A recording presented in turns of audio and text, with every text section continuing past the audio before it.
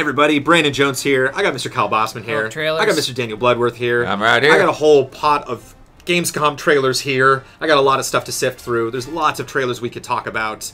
Homefront, not a trailer I thought was going to be one we were really going to talk about.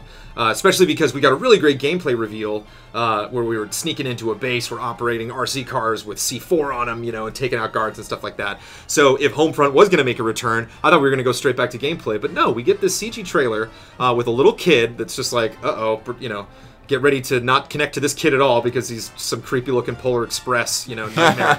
But you know, it went past, it went soaring over the uncanny valley and the issues of writing a full narrative script and you know, having somebody read that. And there's lots of hurdles that this trailer had to overcome. And I think it came through with flying colors. I'm curious what you guys think. And now, please welcome a shining example of the new America on the horizon. Who'd like to say a few words of gratitude? So yeah, for those of you guys who haven't seen this trailer, you know, long story short, this kid comes out to read something to the People's Republic, the People's Army of Korea, which has taken over the United States, and is basically saying thank you, wink wink, for, you know, taking us over and for dominating our society. And you know, a lot of people said they really like this trailer because it plays on 2 levels, and yeah. I think it almost plays on like 3 levels, you know, because it's you know, obviously on the very base level he's talking to this Korean army. On the level beyond that, he's actually talking to, you know, the revolution. He's talking to these people to trying to ignite them. I don't know if this is being broadcast. That's actually one thing we don't see is like, will anyone in this theater, outside of this theater, hear this? Would have been interesting maybe to see like a family or somebody at home like listening to the radio, so like right. You can, you know, the message received, you know, you can see them like hearing what he's saying and really getting it. And I think it's also a comment on what the heck's going on with Homefront. You know, like this game, you're kind of curious, like, is this game actually going to be finished? What's the current state of it? And so here this video kind of comes in, not only continuing the story, but kind of like telling you, like, we are very committed to this game, to this world, to this concept. Here's a whole nother spin on it to get you psyched up. This is better than the first CG trailer that we got that had like the one guy like sneaking up to the gate, and then like the gate blows up, and then he pulls out his gun and then like gets a rocket launcher and fires a rocket launcher, and you're like, yeah, revolution. Yeah. And there's just so many other layers to it. There's a lot of eye candy in this. There's a lot of small details going on in the back. Potentially a very cheesy trailer, something that it really kind of makes you wonder like what direction they're going for, and what really they're trying to tell us. Like I said before, message received, loud and clear. I clearly get the tone. But I guess the question is, now that I really think about it, is I love this trailer. Does this make me want to play Homefront more, Kyle Bossman? For me, it does. Well, it's actually really interesting you bring up the previous reveal, because in that case it was not great CG trailer, great gameplay reveal.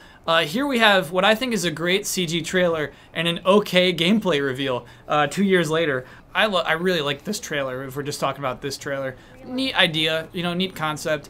I think that, you know, it's taking a very realistic perspective on a very unrealistic situation. You know, this will never happen, most likely, in this manner anyway. But when it does, they're going to dig up this trailer score, and they're going to laugh at you, Kyle. And they're going to make me hold up a piece of paper and say it in front of a group. Exactly. Yeah, but... oh, that's a final bet if I've ever heard one.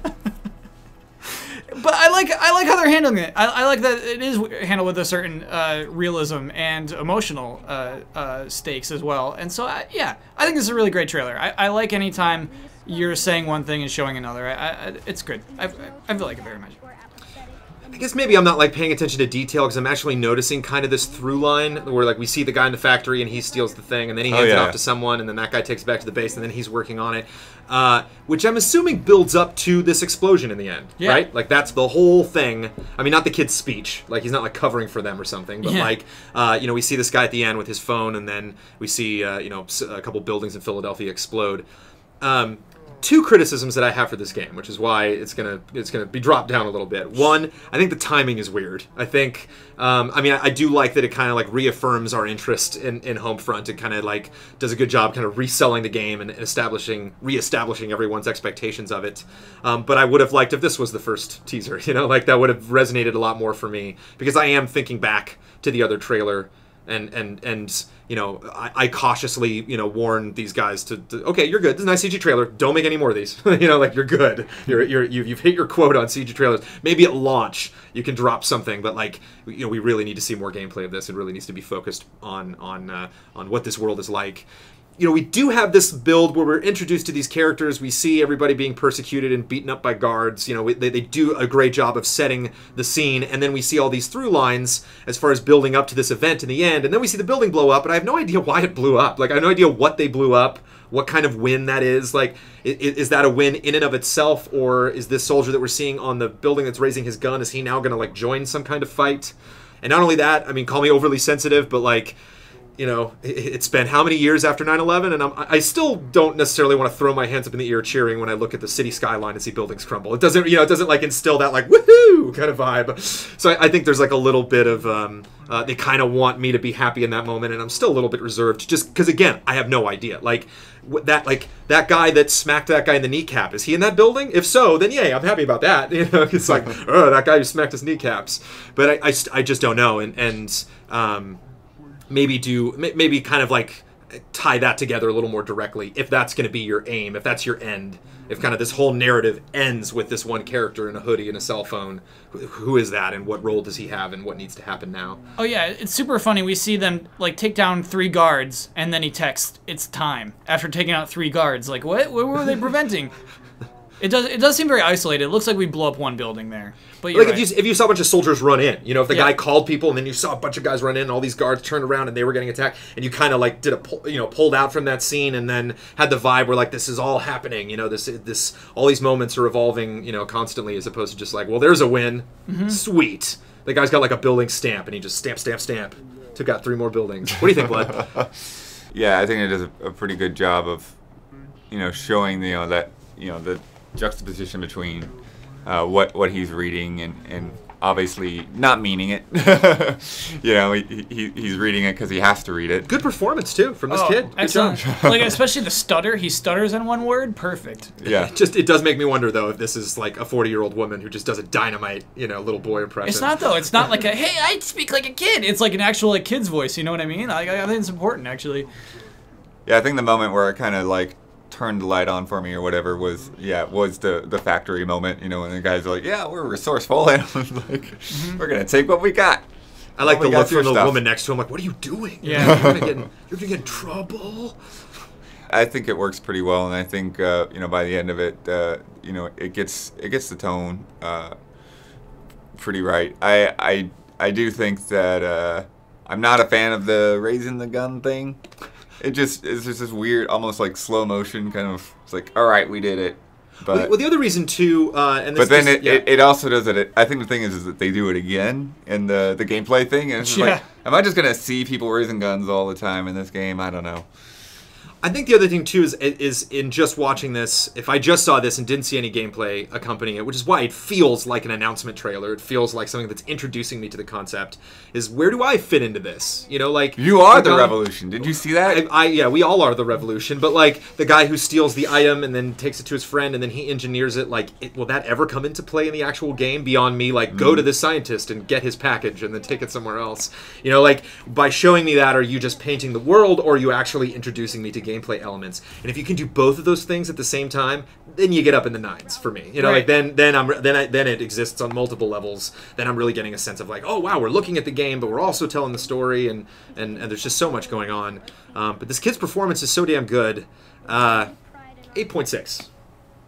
Yeah, I was going 8.5 on this. I think that I like it. I like the idea, Brandon, of reintroducing your game.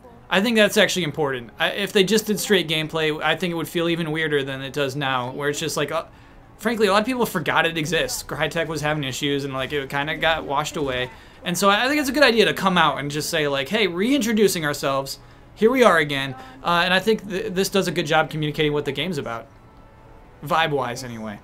And I think the greatest compliment I can give the trailer is that when this started, we were like, oh yeah, Homefront, okay. And then like 30 seconds later, we all just looked at each other like, this is a good trailer. You know, you could feel it right away. And that means they really cared, and they really put a lot of effort into it.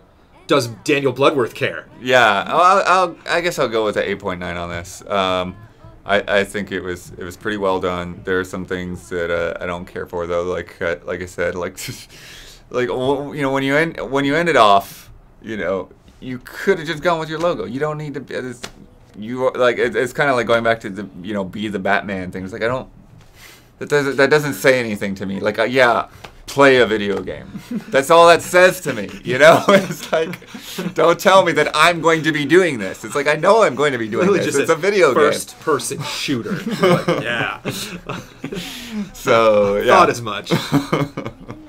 That is fair, and it averages out. I think our scores were all pretty similar. It averages out at 8.7, which feels good, especially since this is something. I mean, you did it. I think that Homefront is going to be one of the games that people are going to be chatting about. And like as we do when we cover an event like this through trailer score, we're not necessarily talking about like, oh boy, this was the big game of the show, but this was one of the big trailers. I think this was one of the big trailer successes that made me really happy. That was not a game that was super on my radar, not something that was on my list that I was looking for at the show. And when the first day of the show was over, was one of the videos that I wanted to see a couple more times. So congratulations, Homefront. Hopefully your next gameplay offerings will be just as dramatic and wonderful. Thank you, Kyle. Thank you, Bloodworth. See you next episode.